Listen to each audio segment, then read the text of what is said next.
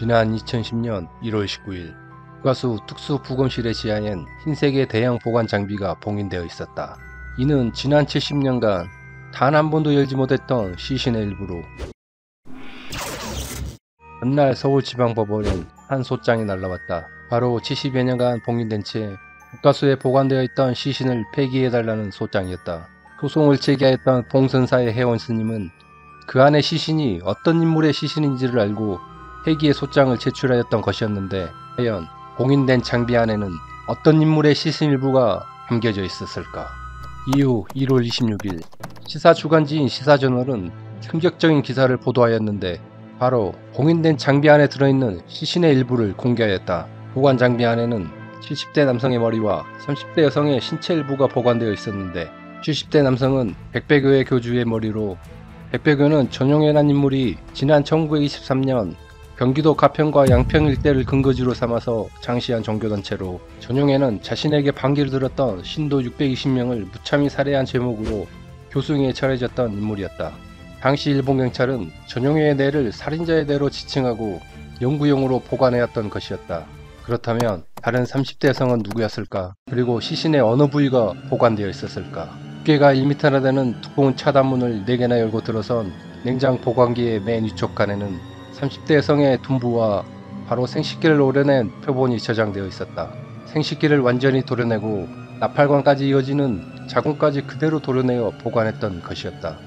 약 70년간 숨겨졌던 역사적인 사실이 만천하에 드러나는 순간이었다. 이 30대 여성의 정체는 일제강점기 시대 그 유명했던 명월관 기생이었다.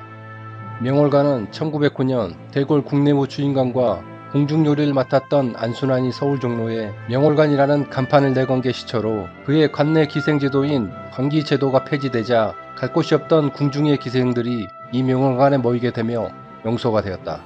이 명월관의 주 고객층은 일제 고관대장이나 친일파 인물들이 자주 드나들었으며, 1918년에 이곳에 대형 화재가 나면서 불에 타 소실되고 말았다.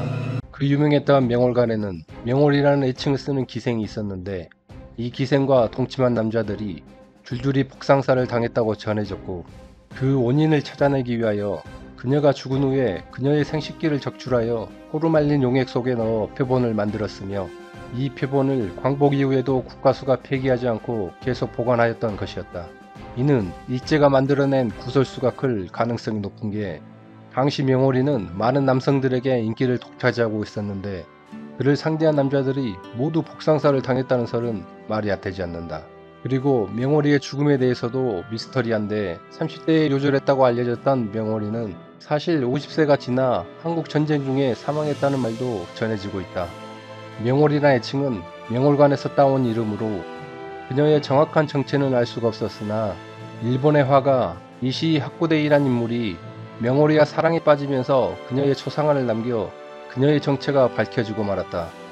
명월이의 본명은 홍련이었으며, 그림 속의 홍련이는 매우 아름다운 자세로 있었지만 어딘가 모르게 슬픈 표정을 짓고 있었다. 마치 원하지 않았던 삶을 살아가는 한 여인의 모습을 보는 것 같았다.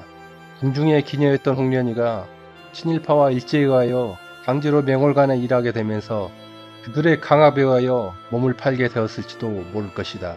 조선시대 궁중기녀는 동적인 전제로 이들은 예술인이고 교양인이었으며, 그들 중에는 독립운동가, 인권운동가도 있었으며, 홍련이도 어쩌면 나라 잃은 슬픔 속에서 원하지 않았던 삶을 살았을 수도 있었다.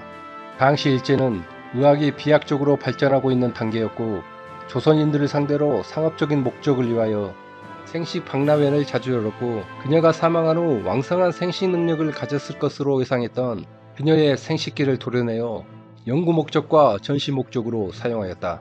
기생 명월이에 대한 보도가 세상에 알려지며, 불교계와 여성계에서는 명월관 기생의 생식기를 당장에 폐기해야 한다고 주장하였고, 이 여성의 신체 표본은 남성적인 시각에서 성적 쾌락과 호기심으로 만들어졌으며, 비참한 삶을 살다간 한 여인을 다시 한번 매장한 처사라고 하였다. 일제 경찰이 만들어 놓은 이 자료에 왜 국가수가 현재까지 보관하는 비상식적인 일을 했는지 도무지 이해가 되지 않는다. 일제에 조선 여인에 대한 수많은 만행이 있었는데, 해방 후에도 연구 표본을 핑계 삼아 보관하는 것은 명백히 잘못된 일이 아닐까. 나라 잃은 서름에 일본 놈들과 친일파의 놀이개로 지내다 죽어서도 안식을 찾지 못했던 기생 명오리가 지금이라도 연명하길 바란다.